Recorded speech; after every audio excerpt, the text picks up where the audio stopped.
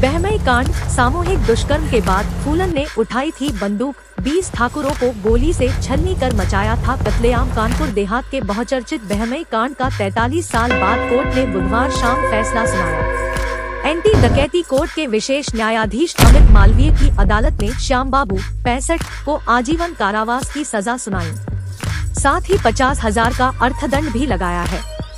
वहीं एक अन्य आरोपी विश्वनाथ को सबूतों के अभाव में दोष मुक्त करार दिया है। 14 फरवरी साल 1981 को बहमई में फूलन देवी ने 20 ठाकुरों को गोली से छलनी कर दिया था। बहमई कांड ने ही फूलन को बैंडिट क्वीन बनाया। डाकुओं की रानी कही जाने वाले फूलन देवी के नरसंहार की घटना को सुन आज भी लोगों की रूह कांप उठती है। बहमई गांव के लोग 14 फरवरी को भयावह हत्याकांड के लिए भी याद करते हैं। ये वही काला दिन है जब डकैतों की रानी कही जाने वाली फूलन देवी ने बहमई गांव में एक साथ करीब 20 लोगों को गोली मारकर मौत के घाट उतार दिया था। हत्याकांड में मारे गए लोगों की याद में स्मारक बना है। इस स्मारक के दीवार पर 20 लोगों के नाम दर्ज हैं। फूलन ने किस बात पर मारी गोली? बताया जाता है कि फूलन देवी जब 16 साल की थी तब बहमई के ठाकुरों ने उनके साथ सामूहिक दुष्कर्म किया था। वह किसी तरह ठाकुरों के चंगुल से अपनी जान बचाकर भाग निकलने में कामयाब रही थी। फूलन ने अपने साथ हुए अन्याय को याद रखा। फूलन देवी साल 1981 में एक बार फिर बहमई गांव में पहुंची। इस बार वह कोई आम लड़की नहीं बल्कि डाकुओं की रानी थी। फूलन ने गांव पहुंचकर 26 ठाकुरों के घरों को घेरा और उन पर गोलियां चलाईं, जिसमें 20 लोगों की मौत हो गई थी। घटना के समय फूलन की उम्र 18 साल की होनी बताई गई थी। फूलन जालौन जिले की शेखपुर गुढ़ा की रहने वाली थी। कानपुर देहात के बहुचर्चित बहमई कांड का 43 साल बाद कोर्ट ने बुधवार शाम फैसला सुनाया। एंटी डकैती कोर्ट के विशेष न्यायाधीश अमित मालवीय की अदालत ने श्याम बाबू 65 को आजीवन कारावास की सजा सुनाई, साथ ही 50,000 का अर्थदंड भी लगाया है। वहीं एक अन्य आरोपी विश्वनाथ को सबूतों के अभाव में दोष मुक्त करार दिया है।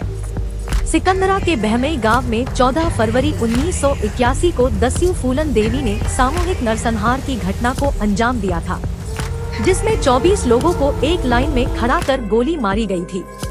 इसमें से 20 लोगों की मौके पर ही मौत हो गई थी, जबकि 6 लोग गंभीर रूप से घायल हो गए थे। गांव के ही वादी राजाराम ने मुकदमा दर्ज कराया था। मामले की सुनवाई एंटी डकैती कोर्ट में चल रही थी। बचाव पक्ष के अधिवक्ता गिरीश नारायण दुबे के अनुसार 24 नवंबर 1982 तक मामले में 15 आरोपियों की गिरफ्तारी हुई थी, लेकिन फूलन देवी को पकड़ा नहीं जा सका था। इनके खिलाफ आरोप पत्र अदालत में दाखिल कर दिए गए थे। मामले में कुछ आरोपियों के मध्य प्रदेश की जेल में बंद होने के कारण मुकदमे में उनकी हाजिरी न होने से लंबे समय तक आरोपियों पर आरोप तय नहीं हो सके, जिससे मुकदमे की कार्रवाई आगे नहीं बढ़ सकी। इसी दौरान कुछ आरोपियों की मौत हो गई, जबकि कुछ की जमानत होने के बाद वे फरार हो गए थे। वर्ष 2007 में आरोपी राम सिंह, रतिराम, भीखा व बाबूराम के खिलाफ पहली बार आरोप तय हुए थे। वहीं 2012 में आरोपी पोसा, विश्वनाथ व श्याम बाबू के अलावा राम सिंह और भीखा पर दोबारा आरोप तय हुए थे। कोर्ट में हाजिर हो रहे सिर्फ 5 आरोपियों पर मुकदमा आगे बढ़ाया गया।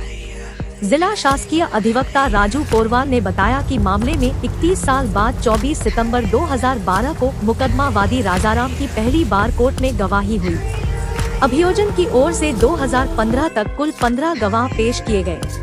इसके बाद कानूनी दांवपेच में उलझे इस मुकदमे का फैसला आने में 9 साल लग गए। इस दौरान एक एक कर सभी अभियुक्तों की मौत हो गई। सिर्फ श्याम बाबू और विश्वनाथ ही बचे थे। सबूतों और गवाहों के आधार पर बुधवार को कोर्ट ने श्याम बाबू को उम्रकैद की सजा सुनाई और उस पर 50,000 रुपए अर्थदंड भी लगाया है। विश्वनाथ को सबूतों के अभाव में बरी कर दिया गया है। इनकी हुई थी हत्या। बहमई नरसंहार कांड में तुलसीराम, राजेंद्र सिंह, सुरेंद्र सिंह, जगन्नाथ सिंह, वीरेंद्र सिंह, रामाधार सिंह, शिवराम सिंह, रामचंद्र सिंह, शिवबालक, बनवारी सिंह पुत्र महाराज सिंह, लाल सिंह, नरेश सिंह, दशरथ सिंह, वनवारी सिंह पुत्र लाखन सिंह, हिम्मत सिंह, हुकुम सिंह, हरिओम सिंह, राम अवतार सिंह निवासी बहमई, तुलसीराम निवासी राजपुर तथा नजीर खान निवासी सिकंदरा की बर्बरता पूर्वक हत्या कर दी गई थी।